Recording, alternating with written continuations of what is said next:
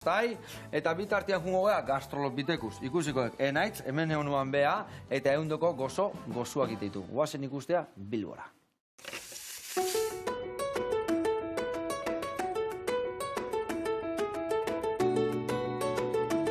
Aixo, Joseba, enaitz landaburu naiz. Gaur Bilbon gaude, Olabeagoko auzoan Gabonetako postre bat prestatzeko. Bazatoz?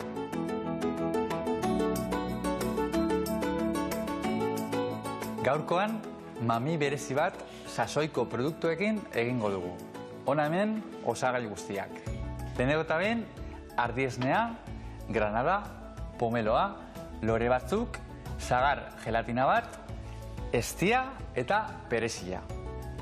Hasiko gara elaborazioarekin. Lehenengo eta behin, hartuko dugu ardiesnea, jarriko dugu sutan irakiten, ze ardiesne gordina da. Botako dizkiogu piku osto batzuk, gero itxiko dugu infusionatzen 5 minutu edo 6 bat. Bueno, gastrolopitekus proiektua oso proiektu zabala da, edo adarrak dituen proiektu gastronomikoa da. Alde batetik, badago aholkularitza, jatetxe edo enpresetarako, badago bebai showcookinak egiteko eventuetan eta eskontzetan edo hainbat lekutan egiten ditugu. Bebai dago eskola bat, gastrolopitekus eskola.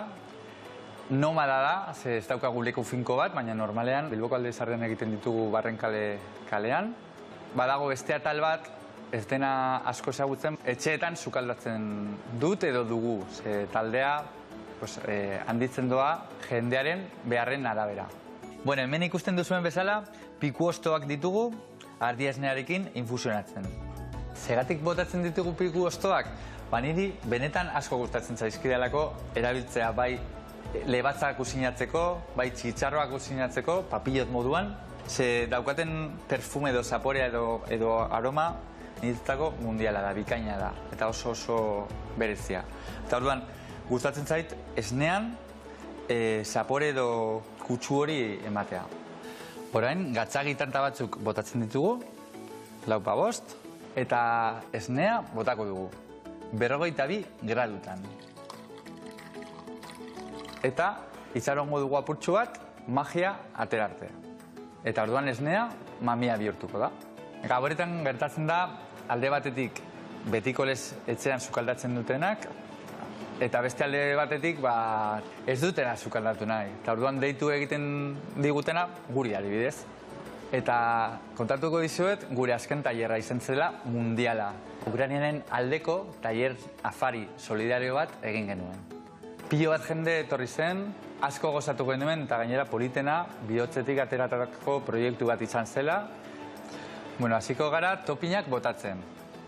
Granada ale batzuk, gero lore batzuk, pomeloaren azalaren zati batzuk, eta ostean sagar gelatina pusketa batzuk jarriko dizkiogu, eta sagar gelatina ez baduzu etxean, ezti pusketa bat edo ezti apurtxu bat jartzen diozu gainean, eta listo.